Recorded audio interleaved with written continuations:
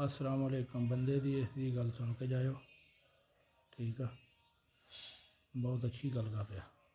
फिर मैंने दस्यो कि की कह रहा, क्या इसकी गल सही है या गलत है।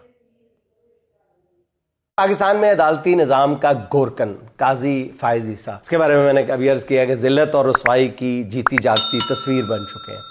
अब तो हालत ये है कि जिनके लिए गलाजत और बुग़्ज़ से भरे काजी ने पूरा अदालती निज़ाम बर्बाद करके रख दिया, अब वही काजी को आंखें दिखाने लगे हैं, बल्कि उनकी दुर्गत बना रहे हैं। वैसे तो काजी जब ओहदे पर था तब भी उनकी रुसवाई के बाब रकम हो रहे थे। साथ साथ वो जब अपने ओहदे के निसफ नहार पे थे तो इस्लामाबाद की एक बेकरी का किस्सा सब मशहूर ही है कि बीवी और बेटी के सामने बेकरी के मुलाजिम ने काजी का नाम पूछकर उन पर लानत भेज दी थी। फिर जब वो रिटायर हुआ तो लंदन में पाकिस्तानियों ने उसके खिलाफ नारे लगाए, उसे बुरा भला कहा, उसकी गाड़ी का घेराव कर लिया। फिर लंदन की सड़क पर काजी और उसकी बीवी को देखकर एक पाकिस्तानी ने गंदी गाली भी दे दी थी। नाज़रीन, मैं गालम गलोच की कभी भी किसी भी इफ एंड बट लगा कर भी किसी ज़रूरत भी हिमायत नहीं करता उसको हमेशा, बल्कि मैंने बेकरी के वाक़े में भी कोई इफ एंड बट लगाए बगैर मैंने मजम्मत की थी, दो टोक लफ्ज़ों में मजम्मत की थी। लेकिन जो लोग इंसाफ को रौंद के इस जगह पे पहुंचते हैं, फिर अल्टीमेटली तारीख भी, माशरा भी, कौम भी उनकी किस अंदाज में याद रखता है। अब काजी की जो ताज़ा दुर्गत बनी है वो स्पेन में है, स्पेन की एम्बेसी में, जहां उनका सामना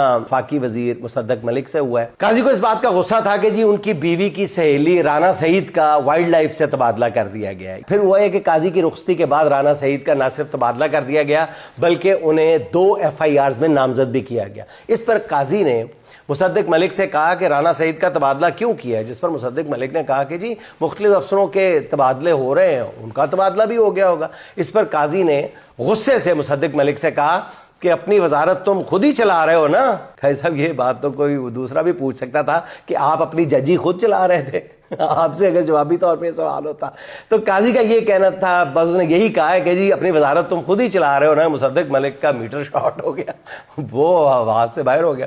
उसके बाद ज़राए कहते हैं कि जी मुसद्दक मलिक ने काजी की वो की कि उनके कानों से धुआं निकाल दिया। अब ज़राए के मुताबिक मुसद्दक मलिक को कुछ लोगों ने ज़बरदस्ती चुप कराया कि शायद काजी को भी समझाया गया कि अब वो भाईजान तुम उन चीफ जस्टिस नहीं रहे, इसलिए वो भी जामे में रह के बात करें।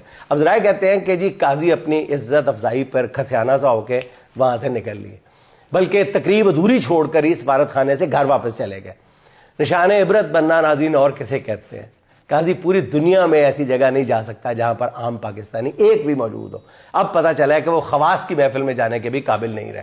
आवाम को तो छोड़े, खवास की महफिल में जाने के भी काबिल नहीं रहे।